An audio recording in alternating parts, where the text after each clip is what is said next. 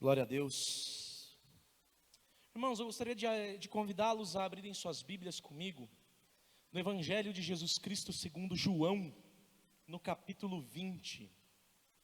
Evangelho de João, no capítulo 20.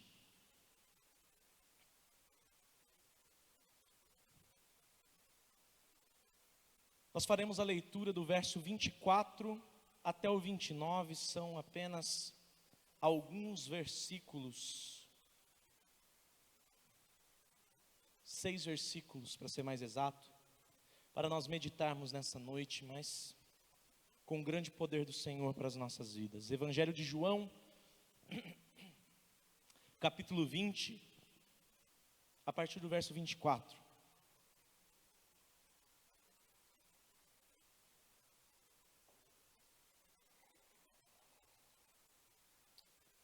A palavra do Senhor diz: Tomé, um dos 12, chamado Dídimo, não estava com eles quando Jesus veio. Então, os outros discípulos disseram a Tomé: Vimos o Senhor. Mas ele respondeu: Se eu não vir o sinal dos pregos nas mãos dele, ali não puser o dedo, e não puser a minha mão do lado dele, de modo nenhum acreditarei. Passados 8 dias, os discípulos de Jesus estavam outra vez reunidos, e Tomé estava com eles.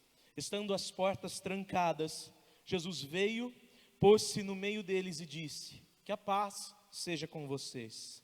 E logo disse a Tomé: Põe aqui seu dedo e veja as minhas mãos. Estenda também a sua mão e ponha no meu lado. Não seja incrédulo, mas crente. Ao que Tomé lhe respondeu: Senhor meu, Deus meu.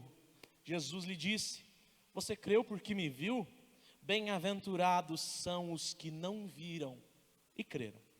Senhor Deus, nós te louvamos, te exaltamos e glorificamos ao teu santo nome, agradecidos por termos diante de nós mais uma oportunidade à tua santa palavra. Fala conosco, Pai, de um modo extraordinário, a fim de que o teu santo nome seja exaltado e o teu poder seja manifesto em nosso meio, Pai. Toma as nossas vidas em tuas mãos de um modo que tudo que eu disser tenha sido fruto de iluminação do teu Santo Espírito.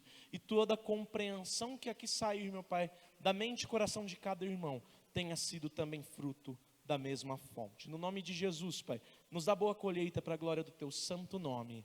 Amém. O título da minha mensagem é Ver para quê? Ver para quê? E nós, como seres humanos, sabemos, estudando um pouquinho da ciência básica, que nós temos 5 sentidos. Nós temos visão, tato, olfato, paladar e audição. 5 sentidos o ser humano tem. E também como seres humanos, e agora, segundo a Bíblia, segundo o que nos ensina a palavra do Senhor, nós sabemos que nós fomos criados por Deus, segundo a sua imagem, conforme a sua semelhança. E que quando nós olhamos para os nossos sentidos, esses 5 sentidos, talvez nós devamos entender que esses sentidos, visão, tato, olfato, paladar e audição, eles apontam para atributos de Deus. Eles são comunicação de Deus nas nossas vidas, de como Deus é. Como assim? Nós somos criados por Deus que vê todas as coisas, que é onisciente. Nós somos criados por um Deus que é aquele cuja terra é o estrado dos seus pés, cuja água de todos os mares pode ser medida com a concha de suas mãos, pelo tato. É aquele para quem as orações dos justos são como um aroma de incenso queimado. É aquele para quem os louvores entoados em espírito e em verdade são uma oferta de aroma agradável. É aquele cujas palavras que saem da sua boca são mais doces do que o mel. É aquele que ouve as nossas orações e que declara que a oração de um justo pode muito em seus efeitos. Então, os 5 sentidos, meus irmãos, nós podemos entender que eles são parte da natureza humana, mas não da parte negativa, não da parte ruim, mas da parte que Deus comunicou à sua criação, àqueles que Ele chama de coroa da sua criação. E nós podemos entender diante de tudo isso, que nós temos esses 5 sentidos, que são a comunicação de algo de Deus que os tem plenamente. Quando dizemos que Deus vê, que Deus tateia, que Deus cheira, que Deus sente sabor, que Deus ouve, nós podemos dizer que Deus é pleno em seus sentidos. Só que o homem, como imagem de Deus, ele não é pleno nestes sentidos.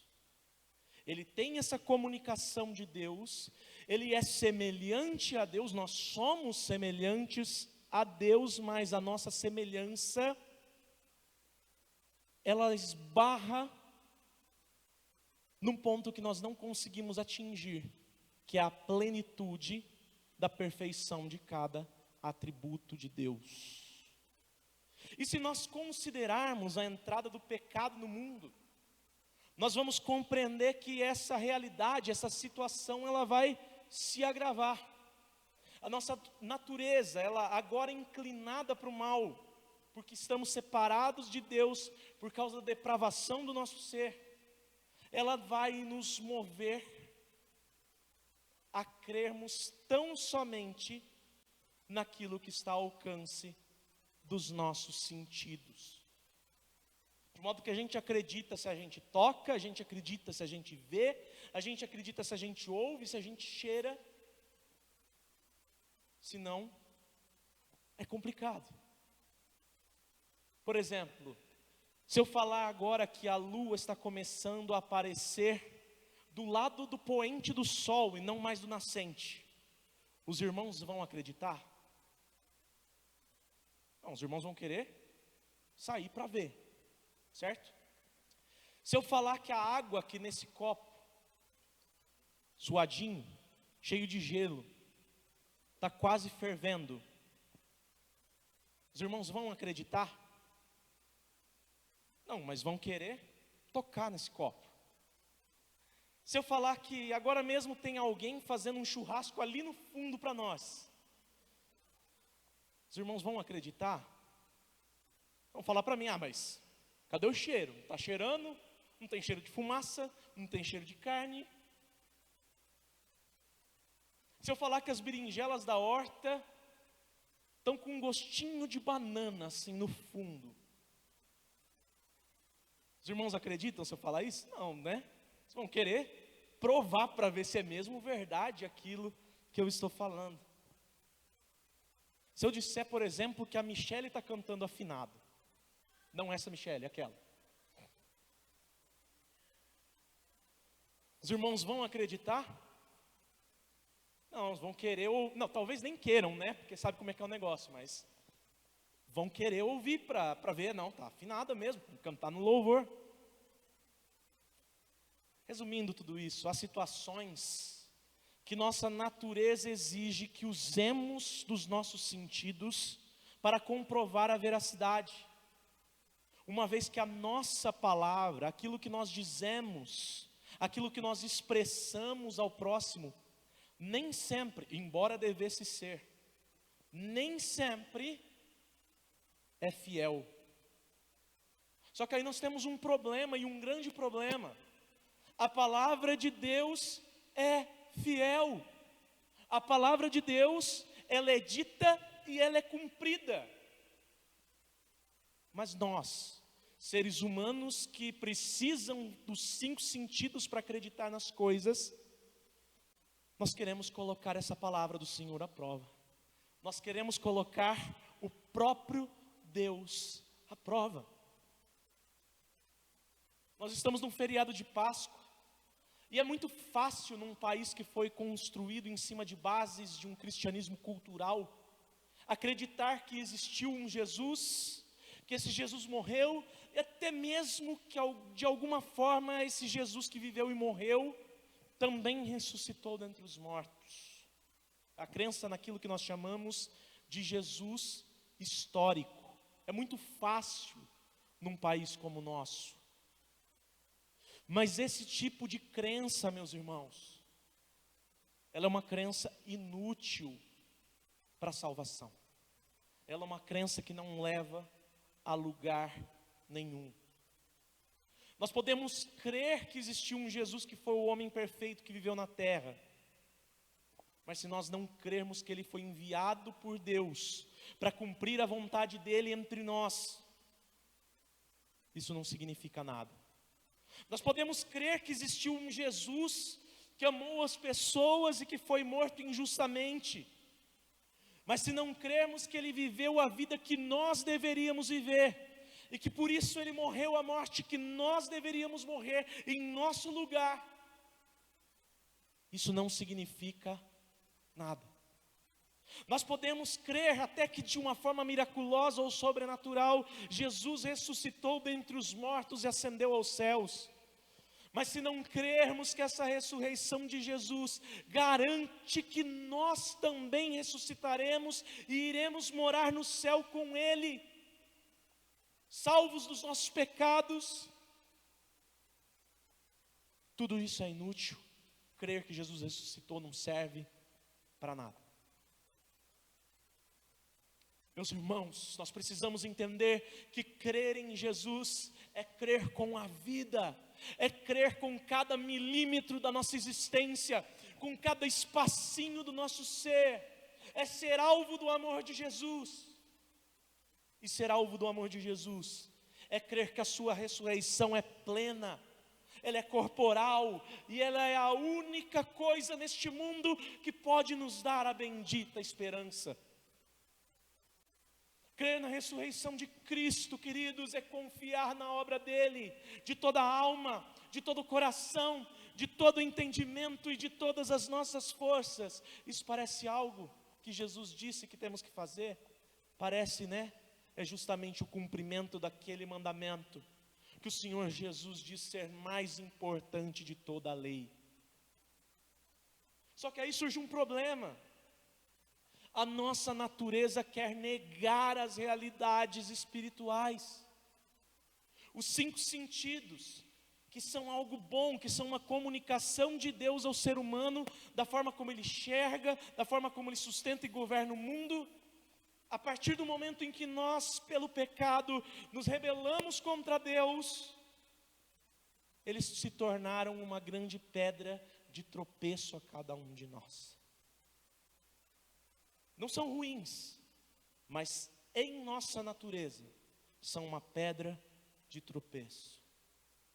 Porque, em resumo de tudo isso, nós vamos sempre querer ver, tocar, ouvir, cheirar, sentir sabor, para que nós venhamos a crer.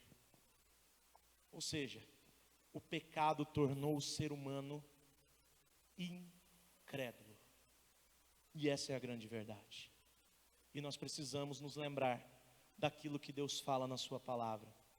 Sem fé é impossível agradar a Deus. Por que sem fé é impossível agradar a Deus? Porque quem se aproxima dele precisa crer em primeiro lugar que ele existe. E que se ele existe, ele é galardoador, ele é recompensador de todos aqueles que o buscam. Isso está lá em Hebreus. Acontece que crer em Deus é crer que esse Deus eterno precisou se fazer homem na pessoa do Filho. Precisou morrer no nosso lugar em Cristo Jesus.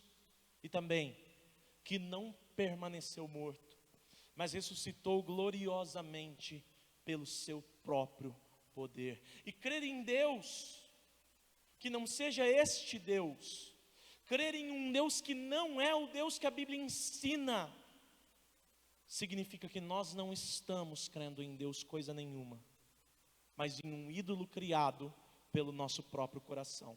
E estamos dando o nome deste ídolo de Jesus Cristo. Eu vou repetir isso aqui. Crer num Deus diferente deste que se revela na Bíblia, um Deus que a gente acha que Deus é assim, que Deus é assado, significa que nós não estamos crendo em Jesus Cristo, em Deus, mas nós estamos crendo num ídolo criado pelo nosso próprio coração e apenas dando o nome a ele de Jesus Cristo.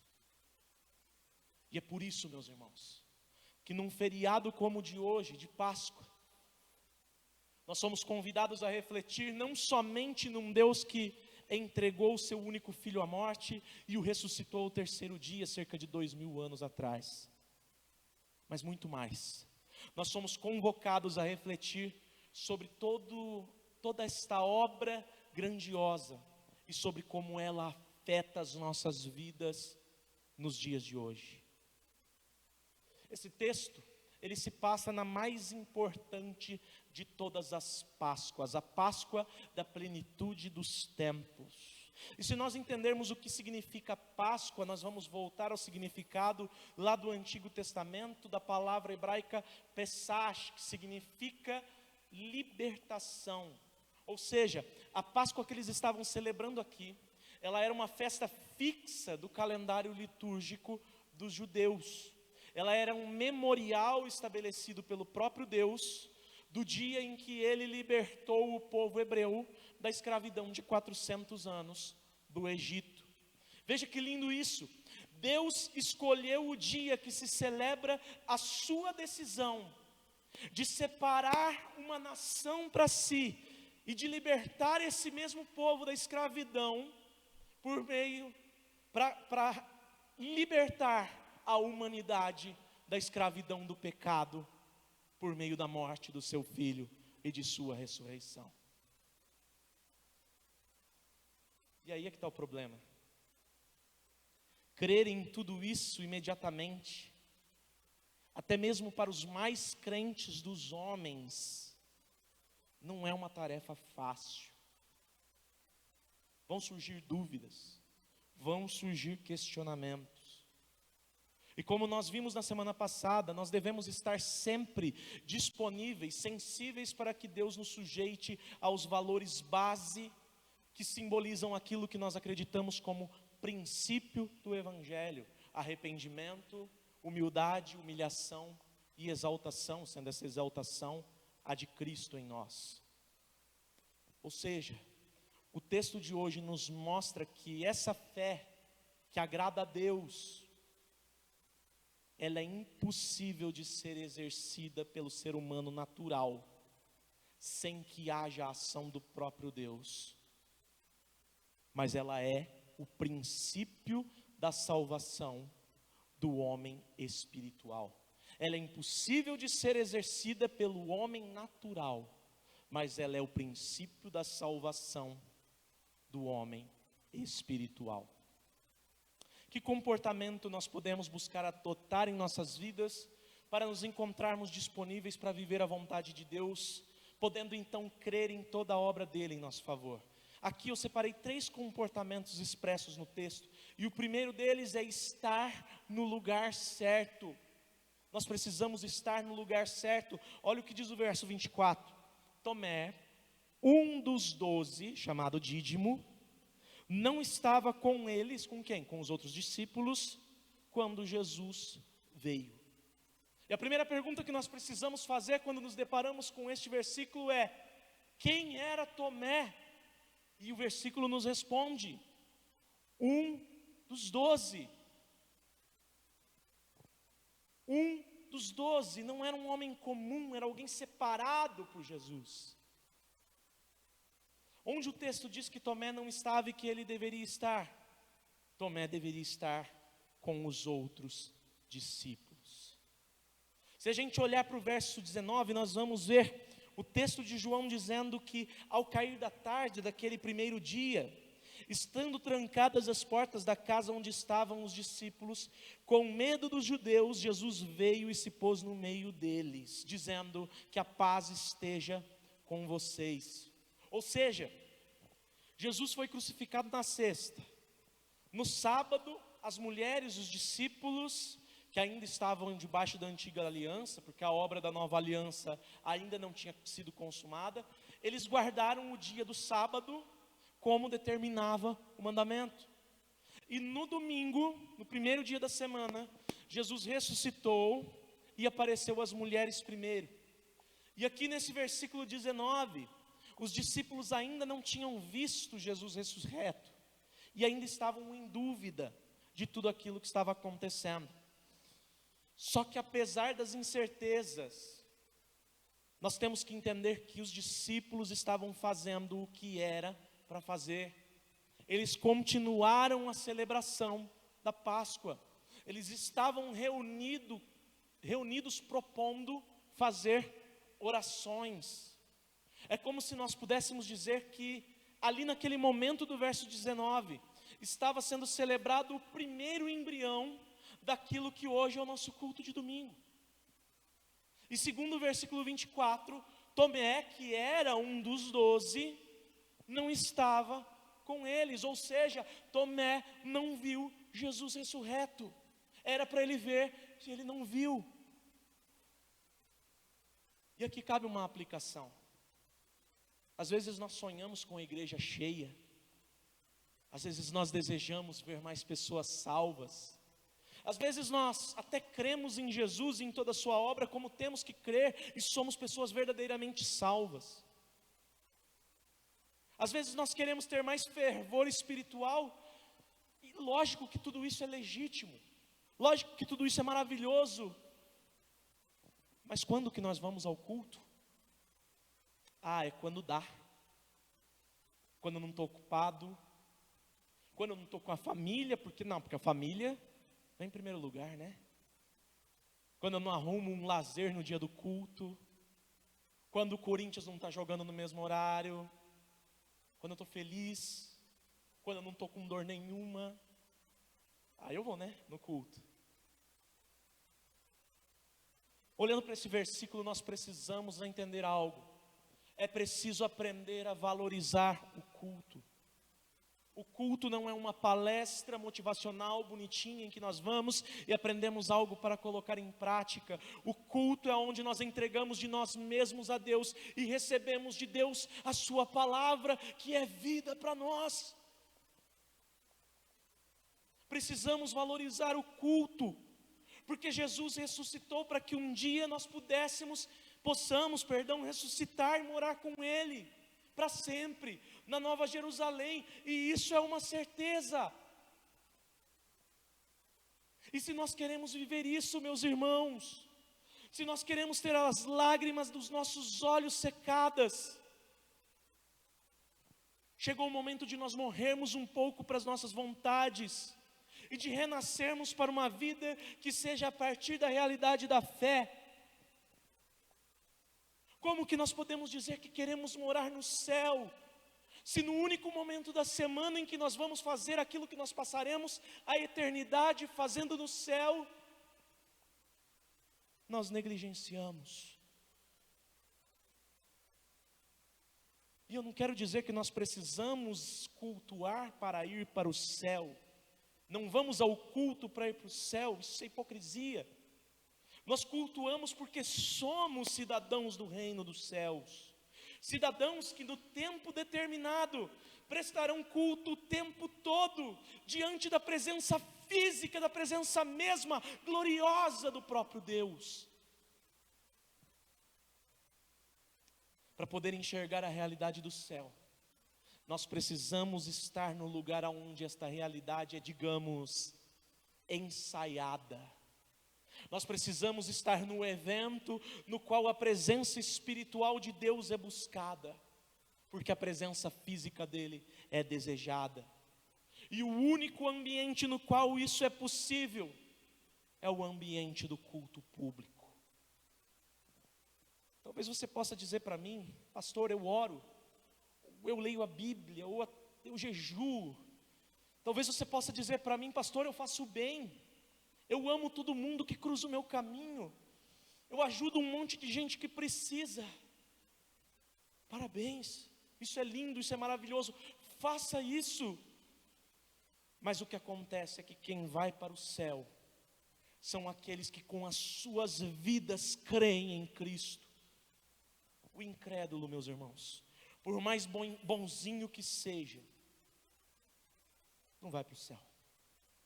E crente em Cristo, o verdadeiro crente em Cristo, se reúne com outros crentes, com quem passará toda uma eternidade na presença de Deus, para que espiritualmente busque esta presença no tempo presente. Portanto, para romper com a barreira da incredulidade, que a nossa própria natureza, que os nossos próprios sentidos naturais tentam nos impor, nós precisamos necessariamente estar no lugar onde se busca o contato com as realidades espirituais, estar no lugar certo. E Tomé, no primeiro momento que nós vemos aqui, ele não esteve. Que nos leva a um segundo comportamento, que é, além de nós estarmos no lugar certo, o segundo comportamento, dar ouvido às pessoas certas. Olha só a primeira parte do verso 25. Então os outros discípulos disseram a Tomé: vimos o Senhor. Tinha uns 10 homens ali, e estes 10 homens estavam alegres, porque eles se dispuseram a cultuar o Senhor, e o Senhor foi com eles, o Senhor foi visto por eles. Os outros 10 testemunharam um evento mais incrível e mais importante da história da humanidade. Queridos, pela primeira vez na história, aquele que esteve morto, agora está vivo. Aquele que desceu à sepultura, estava em carne e osso diante deles. Não com um aspecto fantasmagórico, mas com um corpo mesmo, um corpo sim glorificado, mas um corpo a ponto de mostrar as mãos e o lado dele, para que os discípulos reconhecessem que as feridas foram curadas e que o morto estava vivo ali na frente deles. Imaginem ter a experiência de ver ao Senhor, que coisa maravilhosa que não deve ser. Acontece que hoje aqui na terra, nós não vamos ver o Senhor da forma como os discípulos viram, de modo que, já que não podemos ver ao Senhor, nós precisamos crer em tudo que aqueles que viram nos disseram, para que nós tenhamos condições de espiritualmente receber Jesus como Senhor e Salvador das nossas vidas, pela fé. Paulo diz o quê? Que a fé vem pelo ouvir, não é? E ouvir da palavra de quem? Da palavra de Cristo, a palavra de Deus. A palavra de Cristo nos dias de hoje é justamente o testemunho de fé de outros crentes por meio da exposição do conteúdo da Bíblia. E bem-aventurados somos nós, se nós crermos. Porque Tomé inicialmente, ele parecia que não estava crendo, ou seja, parecia que Tomé não tinha fé. E nós precisamos lembrar que fé, segundo a Bíblia, é a certeza das coisas que não podem ser vistas.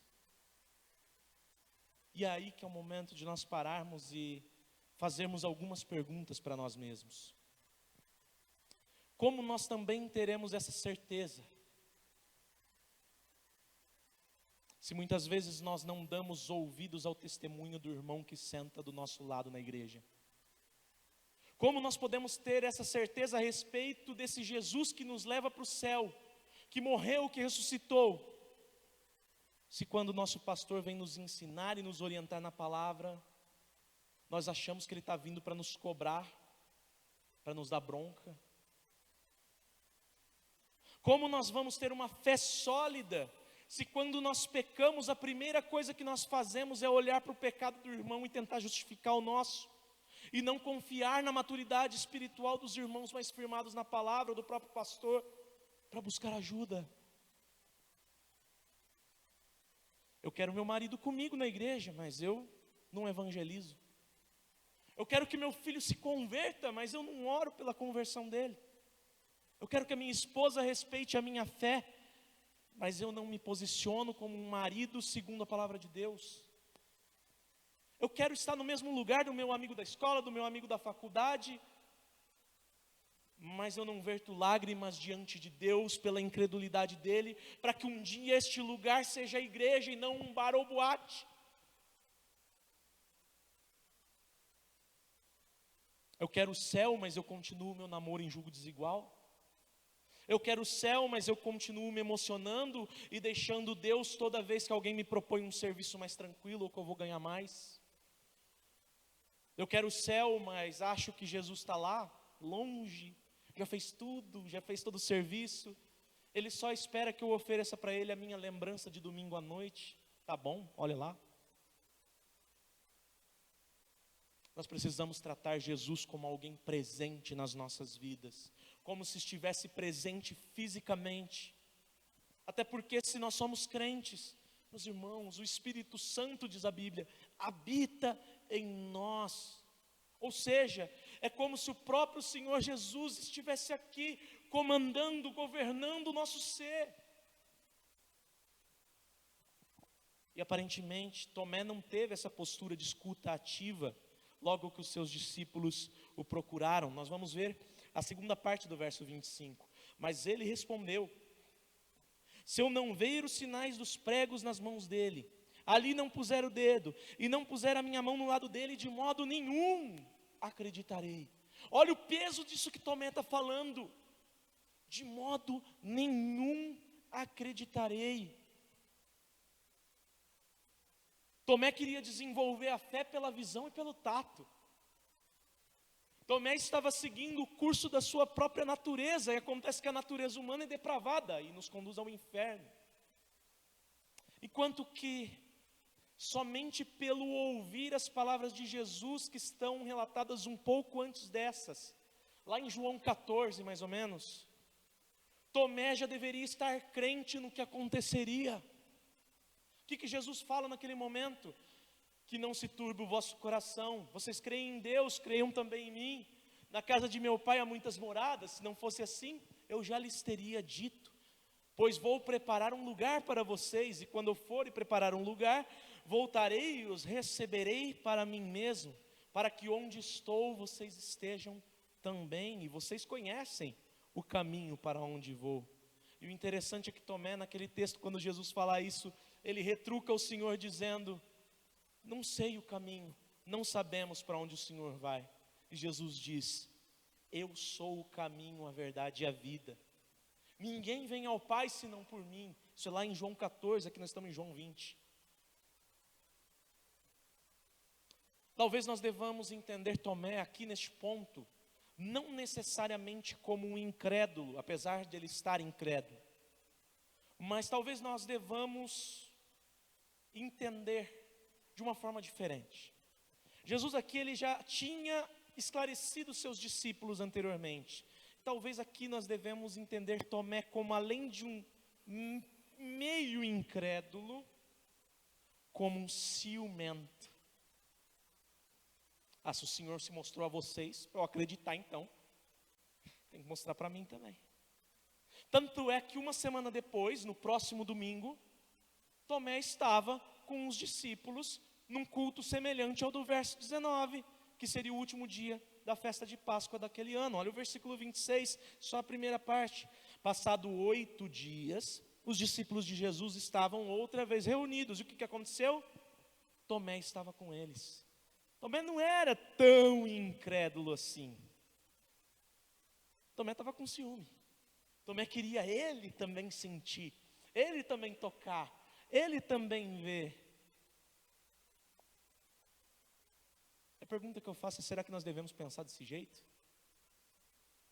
Será que Deus não tem um propósito com cada um? Repara a construção desse texto do verso 26. Nós vamos ver aqui que Tomé, ele estava junto com eles, estava junto deles. Mas parece, dá a sensação, pela forma como o texto está escrito, que Tomé estava um pouco de lado, que ele estava um pouco desconfiado. Ele não estava tendo certeza do que iria acontecer. Ele tinha alguma desconfiança. E a verdade a respeito disso tudo é que nem sempre nós vamos ter certeza acerca de todas as coisas. Nem sempre nós iremos compreender todos os mistérios. Nem sempre nós aceitaremos no nosso intelecto a nossa incapacidade diante de Deus. Porém, mesmo assim, nós necessitamos nos colocar numa posição de humildade para admitir que Deus é quem trabalha da forma como Ele quer, segundo os propósitos dEle. Talvez hoje seja um dia que você tenha vindo ao culto desanimado da sua vida com Deus, da sua vida espiritual. Você vem à igreja e parece que as coisas ruins, elas continuam ruins e nada muda. Talvez já faça algum tempo que quando você está aqui, você está só de corpo. Talvez tudo que você queira no íntimo do seu coração é ver alguma coisa acontecendo. E se essa for a sua situação, eu faço um alerta, meu irmão, você precisa tomar cuidado. Certa feita, Jesus disse aos incrédulos que lhes pediram um sinal para que crescem no único sinal que ele enviaria, que é o sinal de Jonas. A mensagem deste texto a cada um de nós é que não esperemos que Jesus mostre as suas mãos e as laterais deste corpo para renovarmos as nossas esperanças. Nós já temos o conhecimento do sinal de Jonas, ou seja, da mesma forma como o profeta fora lançado ao mar, como um sacrifício que traria salvação aos marinheiros do barco, e como ele foi engolido pelo grande peixe, como Deus o trouxe à vida novamente.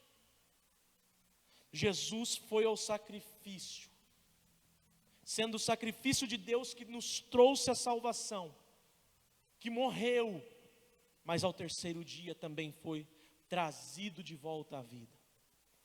E saber isso deveria ser o suficiente para que nós crescêssemos, para que nós confiássemos. E muitas vezes nós somos incrédulos, achando que a nossa realidade aqui e agora é a única coisa que existe.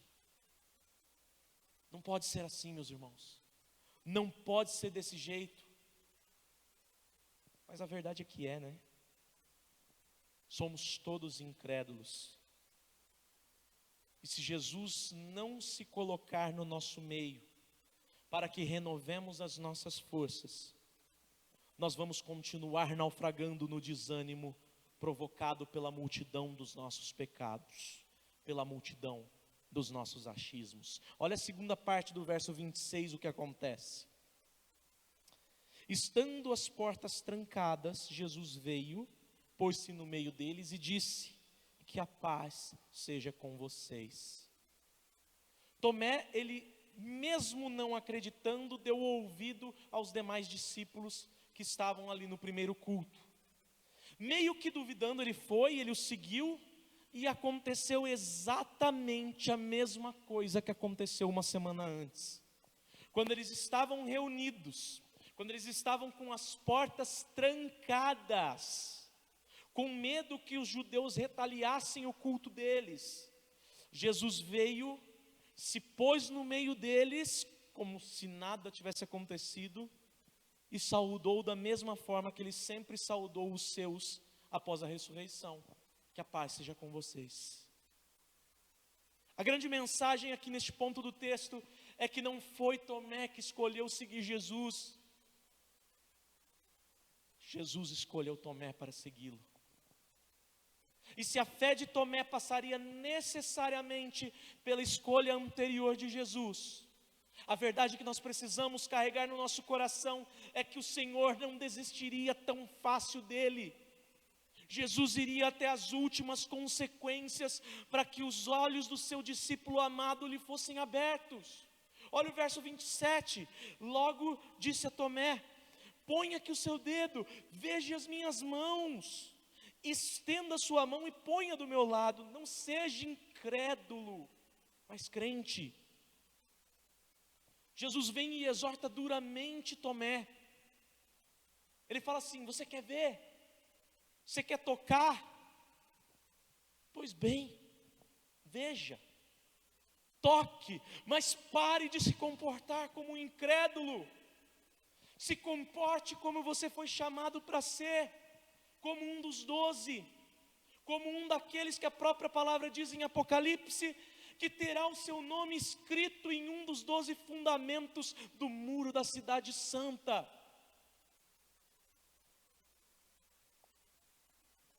Meus irmãos, se nós vacilarmos a respeito da nossa confiança futura, da nossa esperança do céu, que é possível por causa da ressurreição de Jesus, é necessário que imediatamente nós voltemos os nossos olhos para a confiança que nós temos na obra passada. Como assim? Se você é crente, meu querido, é porque Deus te amou primeiro, e antes que você existisse, Jesus morreu por você e ressuscitou ao terceiro dia. Mas a Bíblia fala mais sobre isso. Se você é crente, é porque desde antes de a fundação do mundo, Deus separou você. Se você é crente, é porque, não ouvindo a voz das pessoas certas, Deus fez a voz do Espírito Santo ser a voz que você precisava ouvir para se render a Ele. Deus é o mesmo, hoje, amanhã e para sempre. E se nós estamos num momento de tantas dúvidas, que nós não conseguimos sequer ouvir nosso irmão mais experiente, nosso pastor, nem ninguém mais maduro na fé, nós precisamos urgentemente voltar os nossos olhos para ler a palavra de Deus e ouvir a voz daquele que é o autor e consumador da nossa fé, Jesus. Ler a Bíblia é indispensável para que venhamos a confiar, não no Jesus histórico, mas no Jesus que morreu, mas ressuscitou para que eu e você tivéssemos vida, e vida em abundância. Para romper com a incredulidade a qual nossa natureza se esforça para nos prender, nós precisamos, em primeiro lugar, estar no lugar certo. Tomé no primeiro momento não esteve, depois esteve. E em segundo lugar, dar ouvidos às pessoas certas. Tomé ouviu, mesmo receoso, ele ouviu. E ele comprovou que a voz dos discípulos era a voz de Deus naquele momento. O que nos leva à próxima atitude de Tomé, que é o terceiro comportamento que nós devemos adotar para romper com as barreiras da incredulidade que existem na nossa natureza, que é negar ao clamor da carne.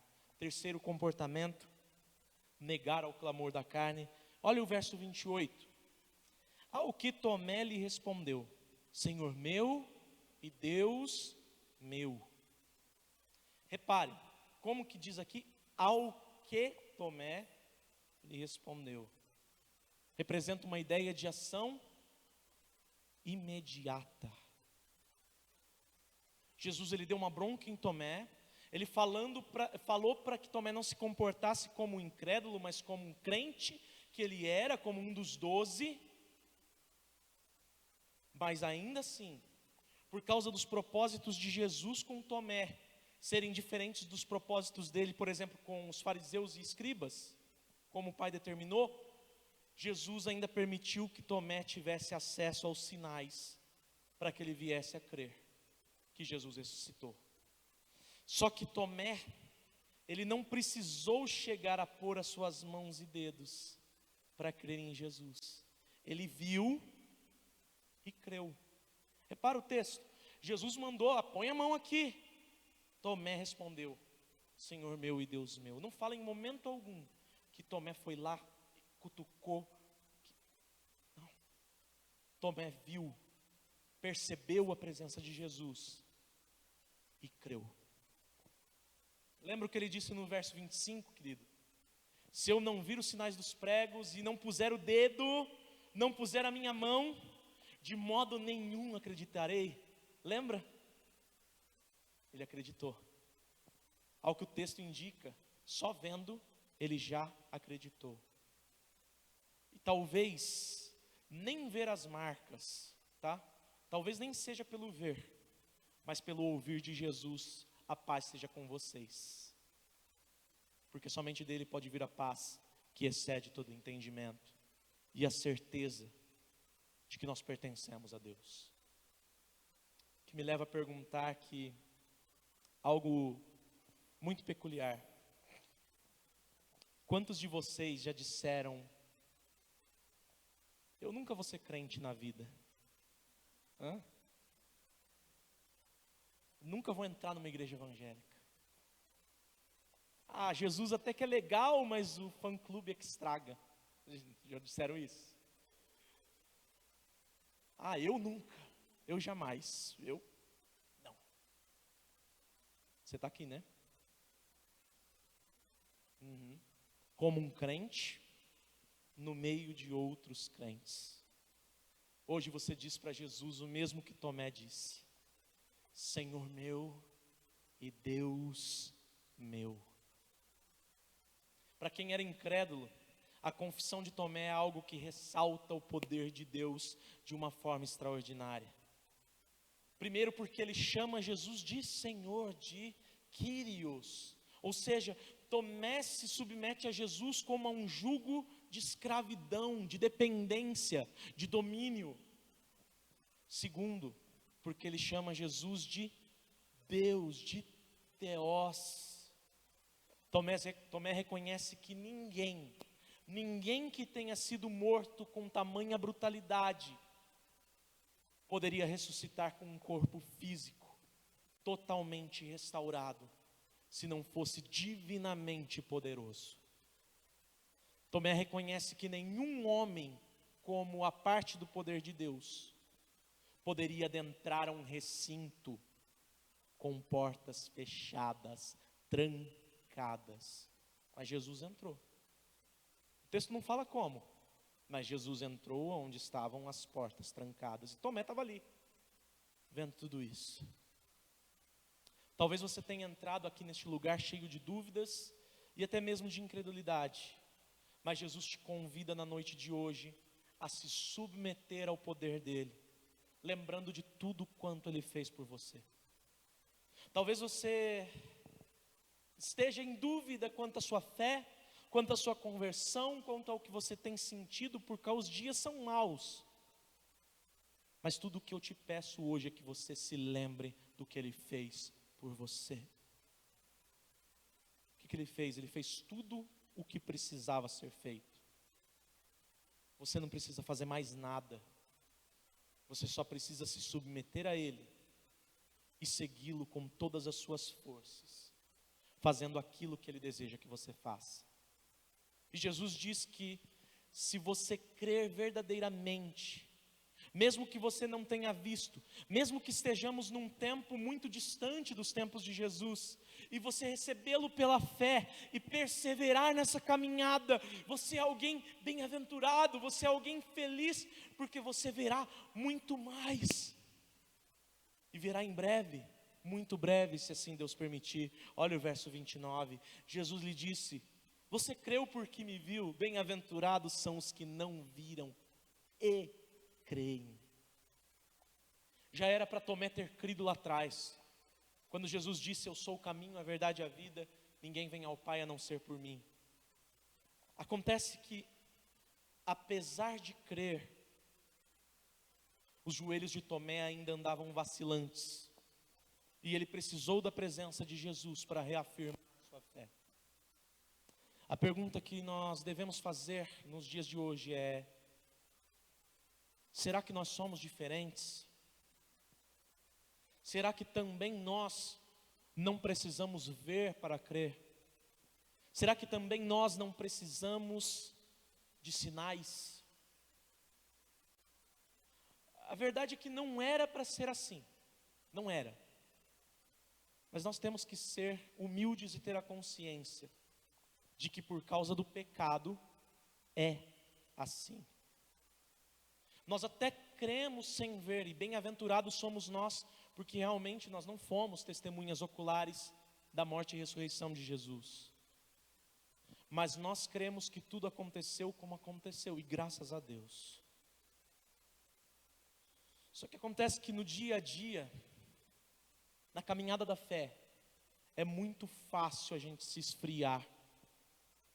É muito fácil que a gente dê as costas. É muito fácil desanimar e querer sempre ficar exigindo de Deus mais, mais, mais, mais. Quero ver mais, quero sentir mais, quero a presença, para a gente poder viver como crentes. De modo que é como se precisássemos ver para crer como Tomé precisou. E a grande mensagem deste texto é que, por causa da nossa natureza corrompida pelo pecado, nós precisamos estar o tempo todo atentos à voz de Deus. Como nós vamos conseguir enxergar a Cristo, se nós precisamos ver para crer? Deus estabelece memoriais, Deus traz ordenanças para a igreja, para que o homem crente, que é incrédulo na sua natureza, ele não venha mais dar voz aos sentidos naturais dele. Ele tem que o tempo todo clamar, ouvir o clamor de Deus, que diz: seja crente, seja crente, seja crente. O homem crente, falando de homem crente, pode vacilar e precisar ver para crer, mas o homem crente tem que saber aonde vai ver para poder voltar a crer. O corpo, o sangue, a cruz, a igreja, que somos nós, é o lugar onde nós vamos ver para crer. Não ver fisicamente, mas ver tudo quanto Jesus fez manifestado em seu povo. Por isso, vimos que algumas coisas, já caminhando para o final aqui, são fundamentais. Primeiro, estar no lugar certo, junto dos crentes, participando da ceia, vendo pessoas se arrependendo, vendo pessoas crendo, vendo pessoas ser batizadas. Estar no lugar certo é estar na igreja. Dar ouvido às pessoas certas. Segundo, pessoas que conhecem Bíblia, pessoas que não ficam inventando doutrina, pessoas que pregam o evangelho com fidelidade, ou seja, irmãos mais experientes, que têm frutos. Pastor, se for um pastor bíblico, tá? Porque se não for, você tem que trocar de igreja. Dar ouvidos às pessoas certas. Terceiro, negar ao clamor da carne. Os nossos sentidos naturais querem fazer com que a gente negue as verdades da fé. Primeiro vem aquele tal do não tem nada a ver. Já ouviram isso? Depois o tal da igreja sou eu. Depois o tal do eu estou desanimado. Depois o tal do queria ter um pastor que tivesse a mesma visão que eu. E sabe qual é o final de todas as coisas? Amanhã nós estamos no mundo, cultuando a Baal e chamando Baal de Jesus Cristo.